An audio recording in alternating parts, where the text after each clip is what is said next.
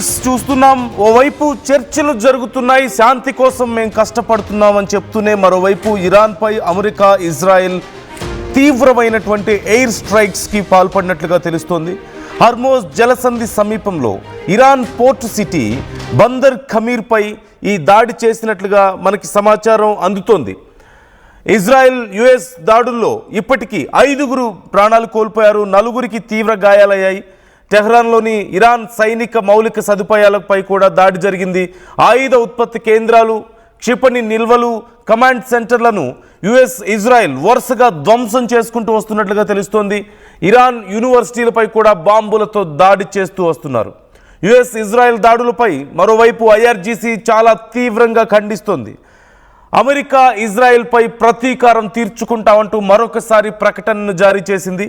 Middle ఈస్ట్లోని US, Israel యూనివర్సిటీలపై దాడులు చేయడానికైనా మేము వెనకాడబోమంటూ కూడా కామెంట్స్ చేసినట్లుగా మనకు సమాచారం అందుతోంది. ఒక్కసారి మీరు చూడొచ్చు, ఇజ్రాయెల్ చేసినటువంటి ఈ అటాక్స్తో, యుఎస్ ఇజ్రాయెల్ చేసినటువంటి ఈ అటాక్స్తో హర్మూజ్ జలసంధి దగ్గరలో ఉన్నటువంటి ఇరాన్ పోర్ట్ సిటీ బందర్ ఖమీర్పై చేసినటువంటి దాడుల తర్వాత అక్కడ ఉన్నటువంటి పరిస్థితిని ఒక్కసారి మీరు చూడొచ్చు. తీవ్రమైనటువంటి నష్టం వాటిల్లినట్లుగా సమాచారం అందుతుంది. ఒక్కసారి ఆ విజువల్స్ నేను మరింత క్లియర్గా మీకు చూపించే ప్రయత్నం చేస్తాను. Please take a look.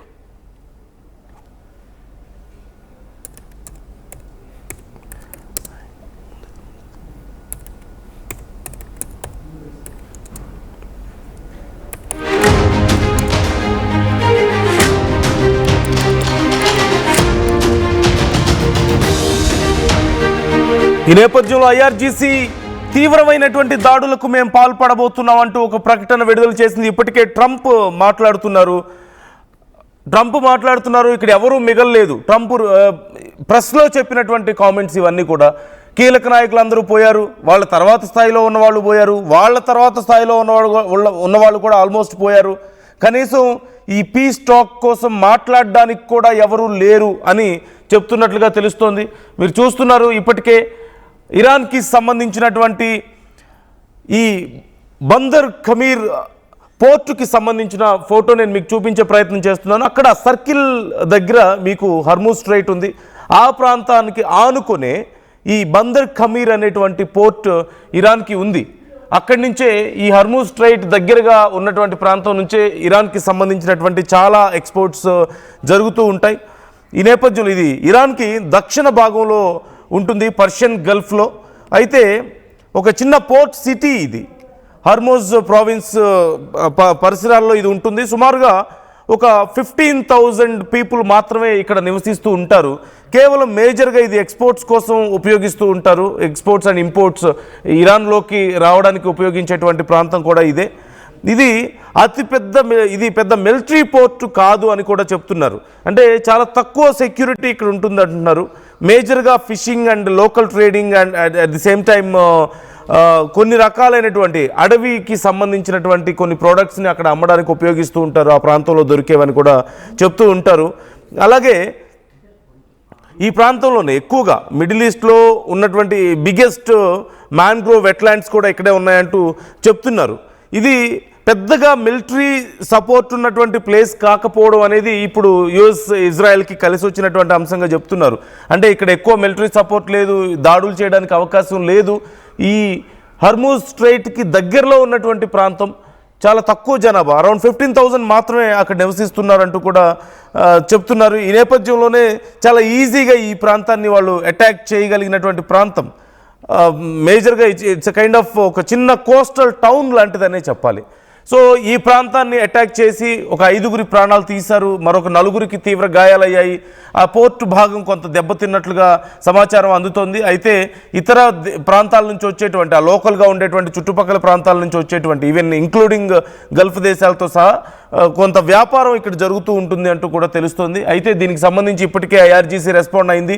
దీనికి ప్రతిదాడులు ఉండబోతున్నాయని కూడా చెప్తున్నారు. మరోవైపు ఇజ్రాయెల్ అండ్ యుఎస్ ఇరాన్లో ఉన్నటువంటి కొన్ని యూనివర్సిటీలను సైతం ధ్వంసం చేస్తున్న నేపథ్యంలో ఐఆర్జీసీ సైతం మేము గల్ఫ్ దేశాల్లో ఉన్నటువంటి మీకు సంబంధించిన యూనివర్సిటీల మీద, మీకు సంబంధించిన మరిన్ని ప్రాంతాల మీద దాడులు చేయడానికి మేము సిద్ధంగా ఉన్నాం అంటూ కూడా ప్రకటించడాన్ని మనం చూస్తున్నాం.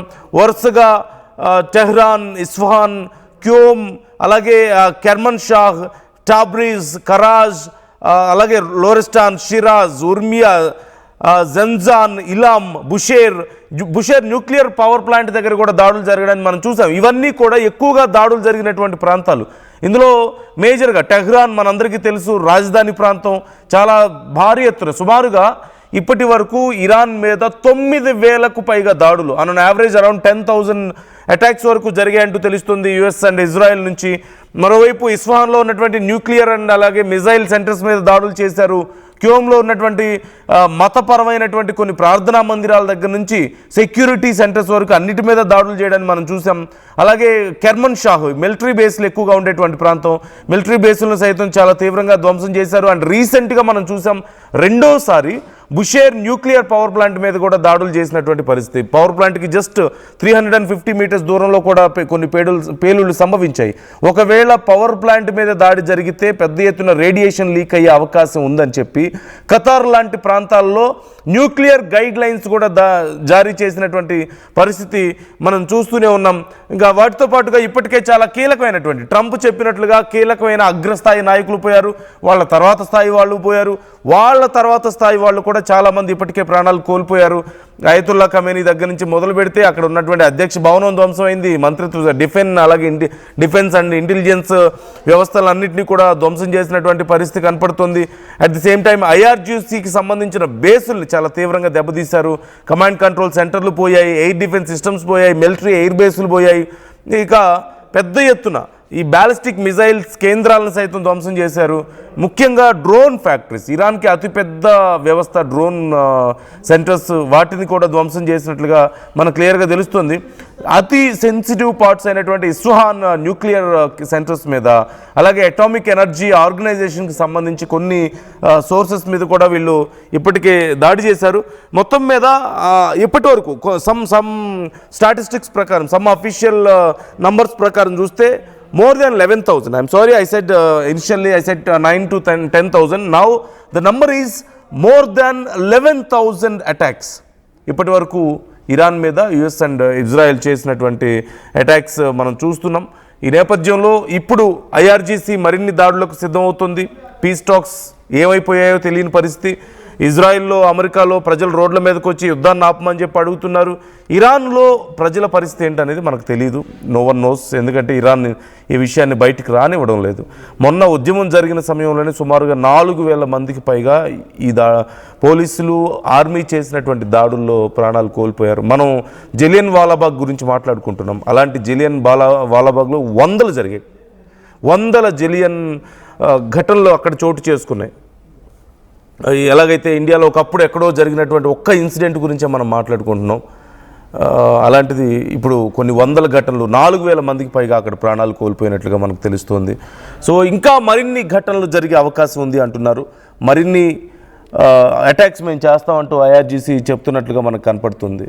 సో ఈ ఘటనకు సంబంధించి మీ అభిప్రాయాలను కామెంట్ చేసే ప్రయత్నం చేయండి. మీ అభిప్రాయాలను కూడా మాతో షేర్ చేసుకోండి.